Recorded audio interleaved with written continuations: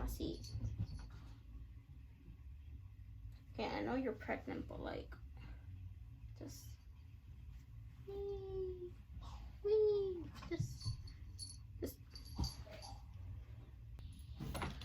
I'm back.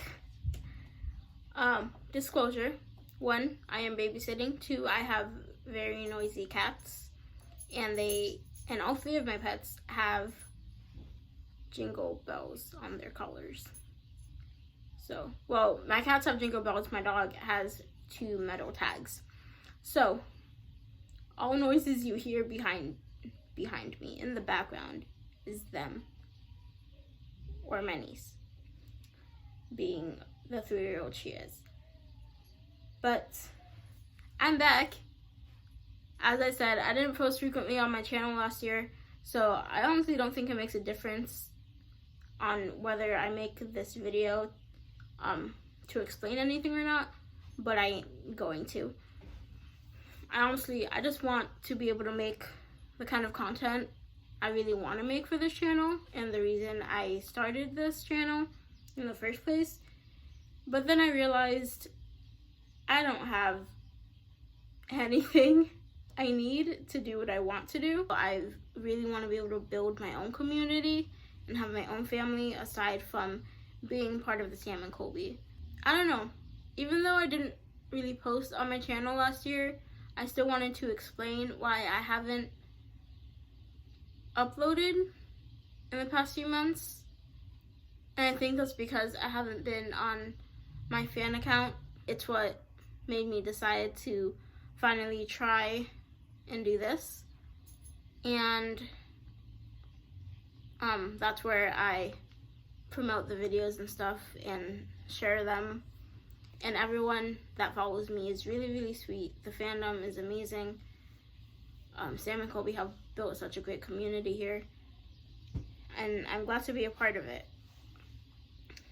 But I also wasn't on there for weeks at a time, and I felt really bad. I finally started getting back into it a few weeks ago, and now I want to get back into this because a lot happened to me the past year. So last year, I thought everything was okay at the beginning of 2019, and everything just started slowly spiraling down for me, emotionally and mentally. And when I thought things were getting back to at least being okay, so I would be content, it just started plunging even more, and a lot was rushing at me at once, and there was a lot that I hadn't felt for people in a long time. So, and the amusement park I worked at for the last couple of years, for some reason, once the fall season started, my anxiety got extremely high, and I would either have to take a 15 or be sent home early. I would ask one of my supervisors to send me home early, or if I could go home early or have a few minutes, because my anxiety was really acting up. And he was my best friend there, and he understood. It was just, it was very hard for me. It was one of the toughest years I'd lived through and I'd experienced. And up until Sam and Colby launched Meta Life, nothing was going right in my life that whole year, or most of that year. So Meta Life itself, seeing how supportive and how much unconditional love all of these people in that program had for each other without even knowing who each person is, was really amazing and motivating and inspirational. And the courses those boys had been putting up really helped me a lot. Helped me see things clearer and have more of an open mind than I already do about the way the world works. Definitely had me open my mind more to how I personally see life and how I should perceive it instead of how I've been looking at it. So that definitely started helping me out. And the real highlight of that year, though, was December 11th. Anyone who sees this, I'm always talking about Sam and Colby. I know you guys are from my fan account, so you love Sam and Colby too, and I'm pretty sure you guys know who Mike's dad is. So December 11th, I went to see him in Ryan Oaks. They had a couple of openers from Boston, named Robert Martino and Matt Koyman. They were really great rappers. Like, they are top level already, and it was amazing. They got the crowd really fired up. We were small, but we were mighty, and it was amazing. I had barely heard of Ryan before I bought tickets for the tour. So when I bought the ticket, I felt really bad for not knowing who the other people were, or knowing who they were but not knowing their music or their song, even one song aside from Mike. So I looked up Ryan's music. I fell in love with his, and it made it even better. And what was even more amazing was the fact that I went with my friend Nicole, who I had not spoken to in like 2 years before then. When I met Mike, I was like the third or fourth person in line to meet him, and I was a nervous wreck the whole entire time. It was such a short-lived moment of just waiting, but it felt like forever was passing by. And I thought I was gonna say something stupid or not be able to really say anything. And I was a mess. I felt like I looked absolutely terrible. And when it was my turn, the first thing he did was make a joke and ask me if I wanted to fight because we were wearing the same shirt. And we hugged. He asked my name, as people usually do. So we talked about my name for a few seconds. The conversation went on a little bit more when we went to like pose to take the picture so Nicole could take the picture. He is 6'4" and I'm only 5 feet.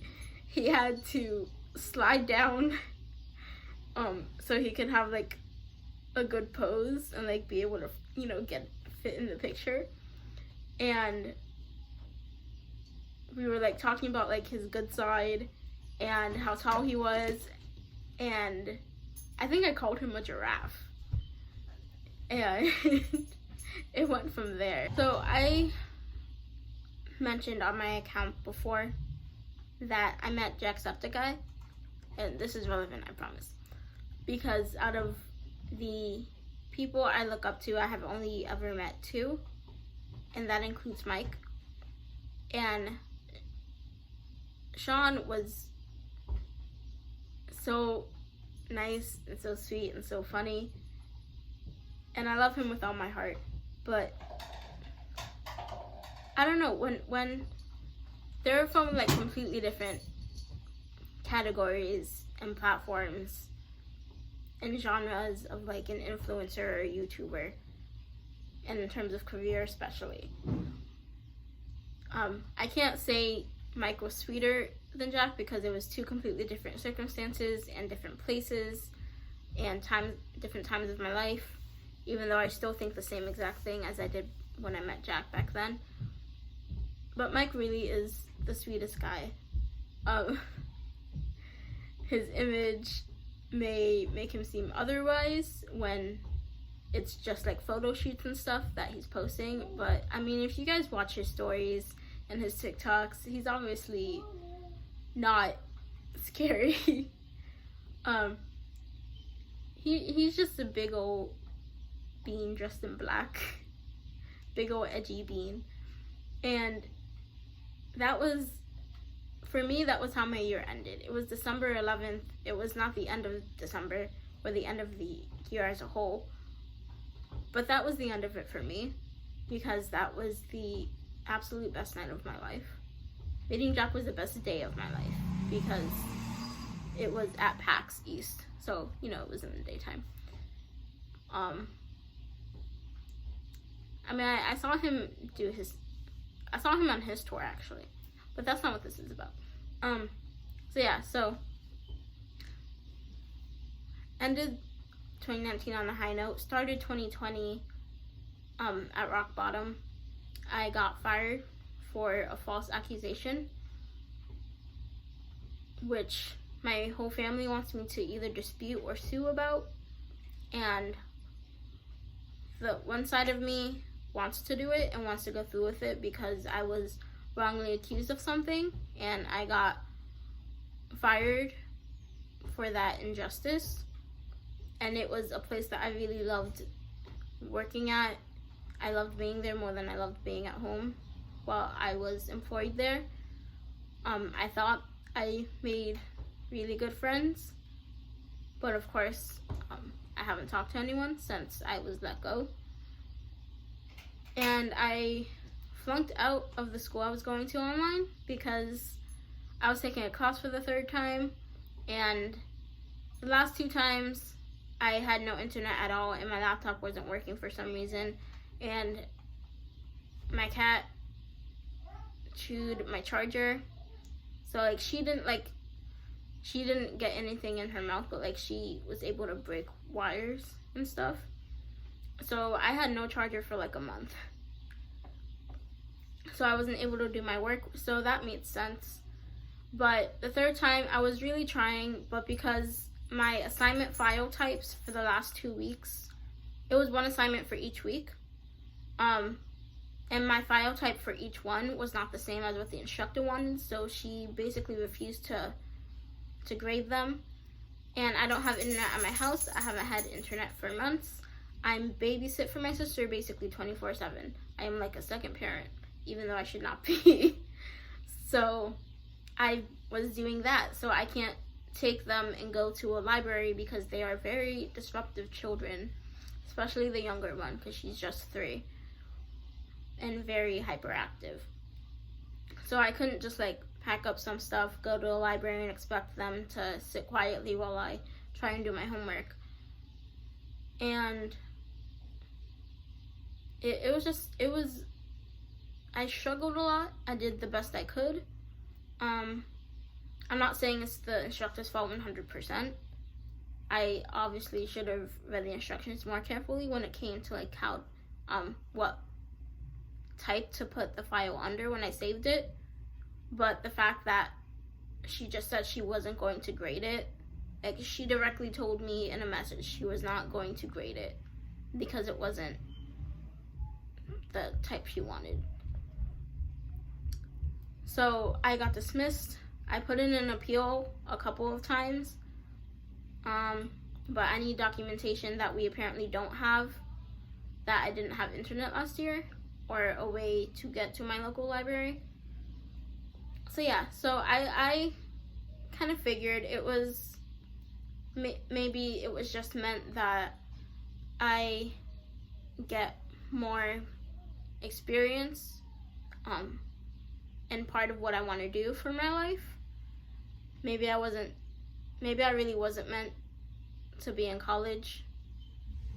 I barely passed high school. I dropped out of the first college I went to, and that was a community college, and I flunked out of this one. So I don't know, maybe it was just a sign saying that I'm not meant to be in school, or at the very least I'm not meant to go to school for this, for graphic design.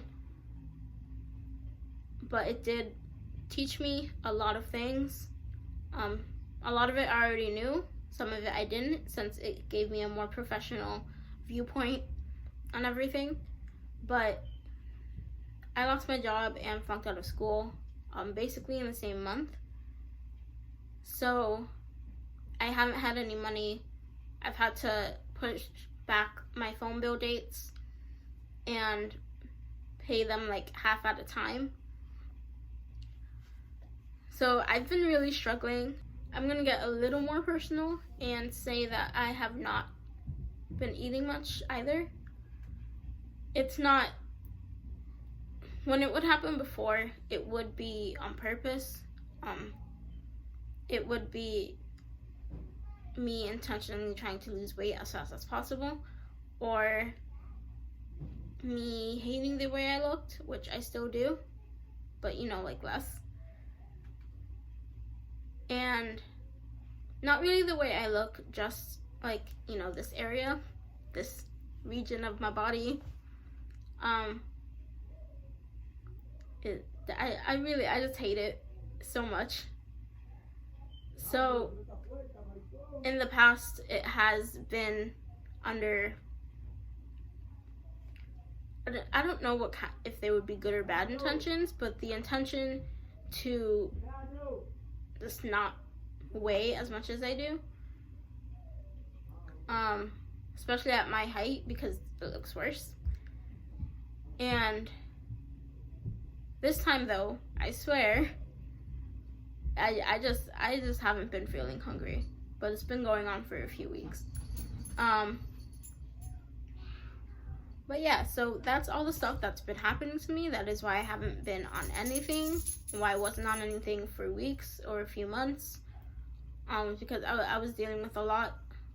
It was a very emotional and mental roller coaster for me last year, and this year already right off the bat, it was a very big financial plunge. But I'm definitely going to turn it around. I've been applying to jobs nonstop. Well, I took a break because I was just really tired of like only using my laptop to apply to places. But I went back on. I am applying to a bunch of stuff more so for like paid internships, like writing, and social media. I just applied for a social media intern position, so hopefully I get that. If not, I'll just find something else, because that's how job hunting works. But I've been applying jobs nonstop. The amusement park I worked at for the past couple of years, I told them I would be returning this year, and they raised up the pay by a lot compared to how it was in 2018. It went from $9. For me, I was getting paid $9 or a little over $9, and last year they raised it to over $11. And since I am a returner, I'm going to be making almost $12 to tell people that they can't bring harmful stuff inside a family park. But I'm going to be going back there, and last year I made over 80%. I probably shouldn't mention this, but when you get your W-2s from the jobs, like somewhere on the form, it tells you how much you made. And I have talked to Ashley Nicole, the photographer from Instagram. I've talked to her before. She told me the amount she recommended having before moving out to California, and working at that park last year with the pay raise gave me over 75% of what I would need to get there. And that was, obviously before everything I had to get paid.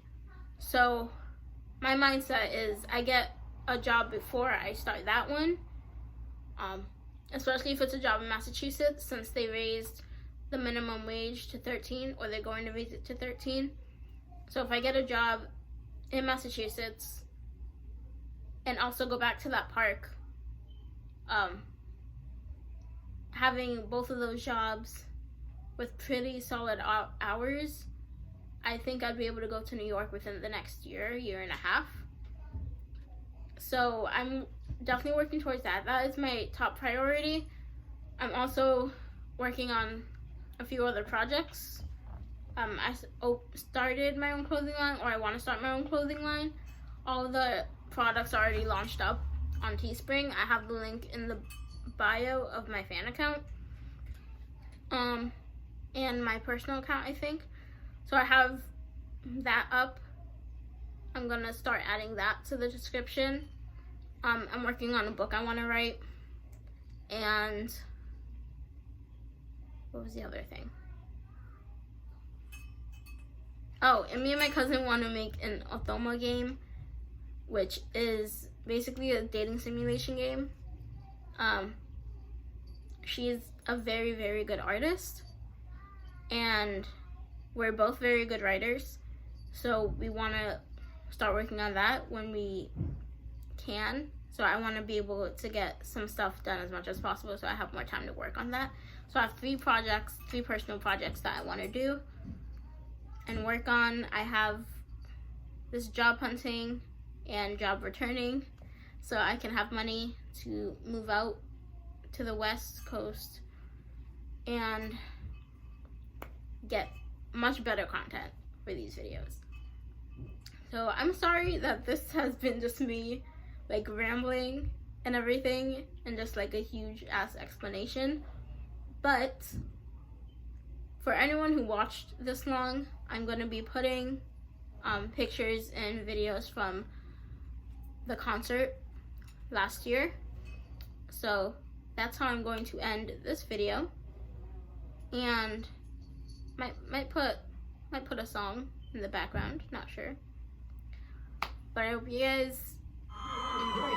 Wait, the beat comes in mad quick though, so I need everyone's hands to go up before the song even starts, so put your fucking hands up. I'll go for it. On me. The clock's always hitting through like it was hitting jumpers, just a rocking shit on every up and comer. Homie, check the numbers and then check the paycheck, and we're making this for pleasure.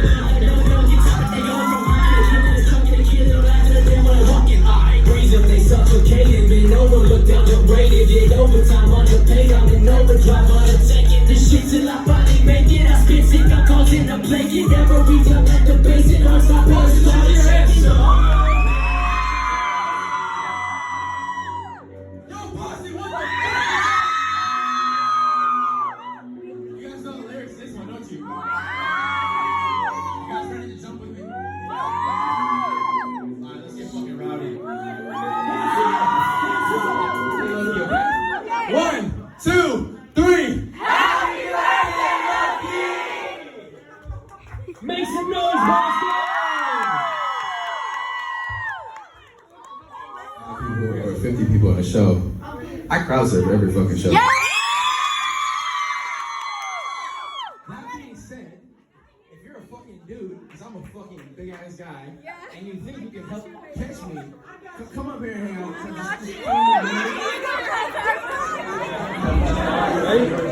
Listen, we got matching teams. What's up? We're trying to fight, but what's up?